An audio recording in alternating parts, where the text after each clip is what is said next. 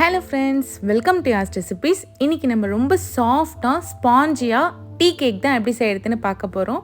இந்த tea cake ரொம்ப ரொம்ப சாஃப்டாக இருக்கும், ரொம்ப ஈஸி செய்கிறது. வீட்டில் இருக்க பொருளை வச்சு சிம்பிளாக செஞ்சிடலாம். இன்றைக்கி நான் ஓவனில் தான் இந்த கேக் செய்ய போகிறேன். இதை நீங்கள் குக்கர்லேயும் செய்யலாம். நான் எப்படி செய்கிறதுன்னு லாஸ்ட்டில் சொல்கிறேன். வீடியோவை ஸ்கிப் பண்ணாமல் பாருங்கள். வாங்க வீடியோக்குள்ளே போகலாம். கேக் செய்கிறதுக்கு நான் 4 முட்டை எடுத்திருக்கேன். ரூம் டெம்பரேச்சரில் இருக்கணும். இப்போ இதை நான் ஒரு மிக்ஸி ஜாரில் போட்டுக்கிறேன். இப்போ 4 முட்டையும் நம்ம மிக்ஸி ஜாரில் சேர்த்தாச்சு. இப்போ இதில் நம்ம சர்க்கரை சேர்க்கலாம். நான் 1 கப் மெஷரிங் கப்பில் 1 கப் அளவுக்கு சர்க்கரை சேர்த்துருக்கேன். இது வந்து 250 கிராம். இதையும் சேர்த்துக்கலாம். இப்போ இதை மூடி ஹை ஸ்பீடில் 2 நிமிஷம் ஓட்டி எடுத்துக்கலாம். இப்போ இது ஒரு பவுலுக்கு மாற்றிக்கோங்க.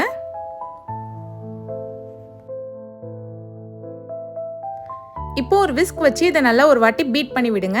நீங்கள் இதை எலக்ட்ரிக் பீட்டரில் பண்ணணும். ஆக்சுவலி எலக்ட்ரிக் பீட்டர் இல்லாததுனால நான் இதை மிக்ஸி ஜாரில் பண்ணியிருக்கேன். எலக்ட்ரிக் பீட்டரில் பண்ணிங்கன்னா இதில் நல்லா ஒயிட் கலர் ஃபோம் வரும். அதே நீங்கள் மிக்ஸி ஜாரில் பண்ணாலும் உங்களுக்கு சேம் ரிசல்ட் தான் கிடைக்கும். இப்போ இதில் 1/4 கப் அளவுக்கு நான் மெல்டட் பட்டர் சேர்த்துருக்கேன். உருக்குன வெண்ணெய் சேர்த்துருக்கேன். மெஷரிங் கப்பில் 1/4 கப் சேர்த்துக்கோங்க. இது வந்து 60 ml வரும். நல்லா மிதமான சூட்டில் சேர்த்துக்கோங்க. இப்போது அதே கப்பில் 1/4 கப் வந்து பால் சேர்த்துக்கோங்க. பால் வந்து காய்ச்சி ஆற வச்ச பால் சேர்த்துருக்கேன். இதுவும் 60 ml வரும். இப்போ இது ரெண்டையும் நல்லா ஒரு வாட்டி மிக்ஸ் பண்ணி விடுங்க. இந்த மாதிரி நீங்கள் பட்டருக்கு பதில் எண்ணெய் கூட சேர்க்கலாம். வெஜிடபிள் ஆயில் இல்லைனா சன்ஃப்ளவர் ஆயில் சேர்த்துக்கோங்க. நல்லா வாசனை இல்லாத எண்ணெயாக. வாசனை இருக்க எண்ணெய் சேர்த்தோன்னா நம்ம எண்ணெயோட வாசனை தான் வரும். பட் நீங்கள் பட்டர் சேர்த்திங்கன்னா இன்னும் டேஸ்ட் நல்லாயிருக்கும். இப்போ நம்ம ட்ரை இன்க்ரீடியன்ட் சேர்க்கலாம். அது சலிச்சிட்டு தான் சேர்க்கணும். அதுக்கு நான் 1 கப் அளவுக்கு மைதா மாவு எடுத்திருக்கேன். சர்க்கரை எந்த கப்பில் எடுத்தோமோ அதே கப் தான். இது வந்து கரெக்டாக 250 கிராம் வரும். இதோடவே 1 டேபிள் ஸ்பூன் பேக்கிங் பவுடர் சேர்த்துக்கோங்க.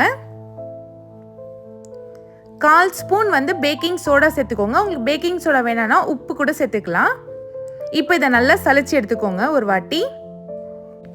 இப்போ மைதா எந்த கப்பில் எடுக்கிறோமோ அதே கப்பில் நீங்கள் சர்க்கரை எடுத்திங்கன்னா ஸ்வீட் கரெக்டாக இருக்கும். இப்போ இதை நல்லா ஒரு வாட்டி விஸ்க் வச்சு கலந்து விடலாம்.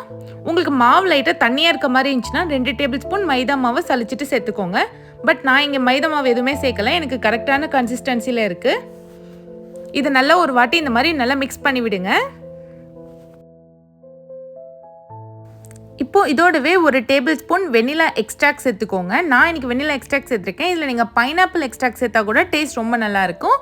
இப்போ இதையும் நல்லா ஒரு வாட்டி கலந்து விட்டுக்கலாம்.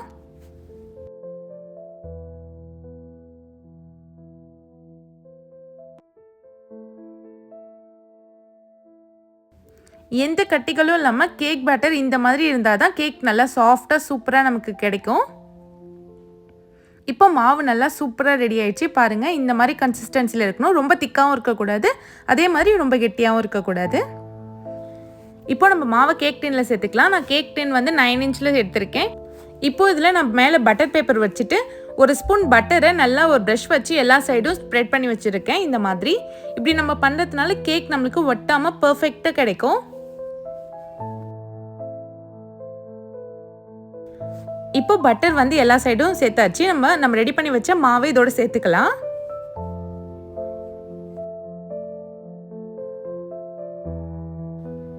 இப்போ மாவு சேர்த்தாச்சு.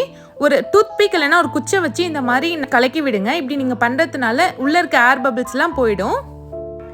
இப்போ இதை நல்லா ஒரு வாட்டி டேப் பண்ணி விடுங்க. டேப் பண்ணுறதுனால கேக் நல்லா ஈவனாக கிடைக்கும். இப்போ 10 நிமிஷம் ப்ரீ ஹீட் பண்ணி வச்ச ஓவனுக்குள்ளே இதை வச்சுக்கோங்க.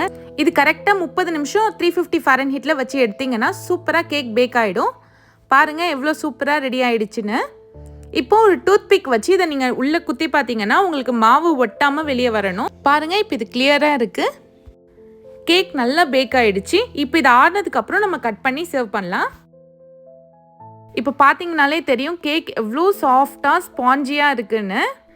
இதை நீங்கள் குக்கர்லேயும் செய்யலாம். குக்கர் வந்து 10 நிமிஷம் ப்ரீ ஹீட் பண்ணிவிட்டு அதுக்கப்புறம் நீங்கள் ரெடி பண்ணி வச்ச பேட்டரை உள்ளே வச்சுட்டு குக்கர் விசில் கேஸ்கட் இல்லாமல் மூடி வச்சுட்டு கரெக்டாக 50 நிமிஷத்துக்கு அப்புறம் ஓப்பன் பண்ணிங்கன்னா சூப்பரான கேக் ரெடி ஆகிடும். பாருங்கள், இது எவ்வளோ ஸ்பாஞ்சியாக இருக்குன்னு. இப்போ இதில் மேலே இருக்க லேயர் எல்லாம் கட் பண்ணிவிட்டு நம்ம பீஸ் போட்டுக்கலாம். கேக் நல்லா ஆடினதுக்கப்புறம் கட் பண்ணால் தான் கேக் கட் பண்ண நல்லா சூப்பராக வரும். இப்போ இதை நான் உங்களுக்கு கட் பண்ணி காமிக்கிறேன்.